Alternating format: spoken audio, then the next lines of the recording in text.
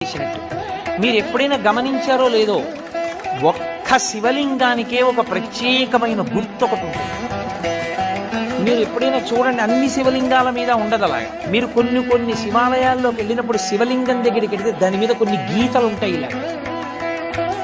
అది ఏమిటో తెలుసా గీత? అలా గీత ఎందుకు ఉంటుందో తెలుసా ఎవరికైనా? అలా గీత ఉంటే దాన్ని బ్రహ్మసూత్రము అని పిలుస్తారు. అలా గీత ఉంది అంటే నీ అదృష్టం పండి నువ్వు అక్కడికి వెళ్ళావని. 1000 మాటలు ఓ శివాలయంలోకి వెడితే నీకు ఎంత ఫలితమో, అలా గీతలు ఉన్నటువంటి శివలింగం ఉన్న గుడిలోకి వెడితే అంత ఫలితం. విశేషమైన ఆరాధనీయము అని గుర్తు. అలాంటి శివలింగం ఉన్న గుడిలోకి వెడితే తప్పకుండా మీరు మీ ద్రవ్యాన్నో, మీ బలాన్నో, మీ సంపత్తినో, మీ పాటనో, మీ పద్యాన్నో, మీ కష్టాన్నో అక్కడ వినియోగించాలి. శివలింగం మీద